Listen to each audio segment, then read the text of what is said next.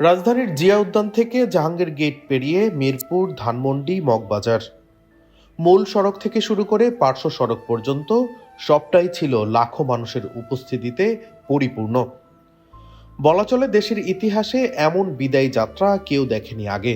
শৈত্যপ্রবাহকে উপেক্ষা করে গতকাল থেকেই ঢাকার আশেপাশের জেলাসহ প্রত্যন্ত অঞ্চল থেকে আসা লাখো মানুষের এই ঢল বলার অপেক্ষা রাখে না। বেগম খালেদা জিয়া দল ছাপিয়ে হয়ে উঠেছিলেন সকলের।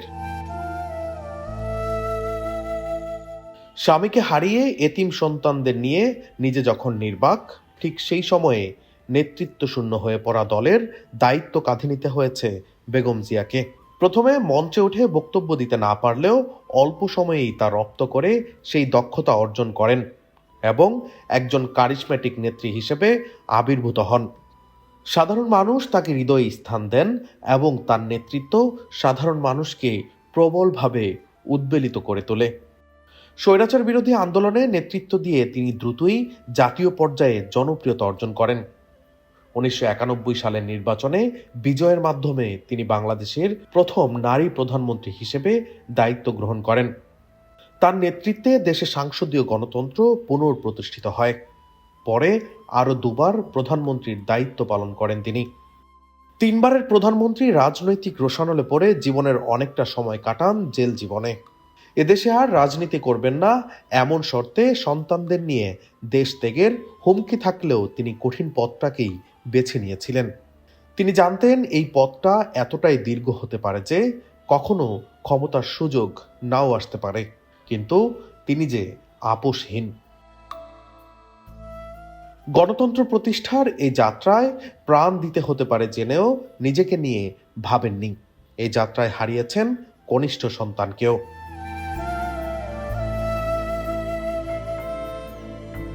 স্বৈরশাসনের অবসান হলেও ক্ষমতার খুব কাছাকাছি থেকেও বিদায় নিলেন এই নেত্রী। এর আগে কিডনি, হৃদরোগ এবং নতুন করে নিউমোনিয়ায় আক্রান্ত হয়ে গত প্রায় 1 মাস চিকিৎসাধীন অবস্থায় থেকে 30 ডিসেম্বর মঙ্গলবার ভোর 6টায় রাজধানীর এভারকেয়ার হাসপাতালে মৃত্যুবরণ করেন বেগম খালেদা জিয়া। বুধবার সকালে সেখান থেকে জাতীয় পতাকায় মোড়ানো অ্যাম্বুলেন্সে করে তার মরদেহ তারেক রহমানের গুলশানের বাসভবনে পৌঁছালে বাড়িটির সামনে শোকাহত নেতাকর্মী ও সাধারণ মানুষের ভিড় জমে। কিছু সময়ের জন্য তার মরদেহ সেখানে রাখা হয় পরিবারের সদস্য ও ঘনিষ্ঠজনদের শেষবারের মতো শ্রদ্ধা জানাতে। এরপর নির্ধারিত কর্মসূচি অনুযায়ী তার মরদেহ জানাজার জন্য রাজধানীর মানিক মিয়া এভিনিউয়ে নেওয়া হয়।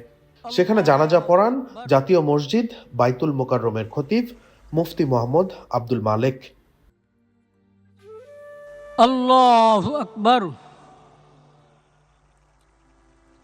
এর আগে বিএনপির স্থায়ী কমিটির সদস্য নজরুল ইসলাম খান বেগম খালেদা জিয়ার সংগ্রাম ও সাফল্যগাথা জীবনী তুলে ধরেন। ফুলের প্রতি ছিল তার গভীর অনুরাগ। পরবর্তী জীবনেও তিনি অভ্যাস বজায় রেখেছিলেন তার ব্যক্তিগত এবং রাজনৈতিক চর্চায়। তাই তার রাজনীতিও ছিল নিজের মতোই সৌন্দর্যমণ্ডিত। ফুলের প্রতি অনুরাগের কারণেই হয়তো সবচেয়ে কঠিন সময়েও তার সকল রাজনৈতিক বক্তব্যও থাকত সুশোভিত। দেশনেত্রী বেগম খালেদা জিয়ার রাজনীতিতে আগমন ছিল আকস্মিক, কিন্তু দেশের প্রয়োজনে তা ছিল অনিবার্য। তারপরই দলের ভারপ্রাপ্ত চেয়ারম্যান তারেক রহমান সংক্ষেপে তার মায়ের জন্য দোয়া কামনা করেন। ওনার কোনো ব্যবহারে, ওনার কোনো কথায় যদি কেউ আঘাত পেয়ে থাকেন, তাহলে মরহুমার পক্ষ থেকে আমি আপনাদের কাছে ক্ষমা প্রার্থী। দোয়া করবেন আল্লাহ তাআলা যাতে ওনাকে বেহেশত দান করেন। আসসালামু আলাইকুম। জানাজায় প্রধান উপদেষ্টা ডক্টর মোহাম্মদ ইউনূস, উপদেষ্টা পরিষদের সদস্যরা ও রাজনৈতিক দলের নেতারা উপস্থিত ছিলেন। দীর্ঘদিন ক্ষমতার বাইরে থেকেও জানা যায় লাখো মানুষের উপস্থিতি। যেন ইতিহাসের এক পুনরাবৃত্তি দেখল পুরো জাতি।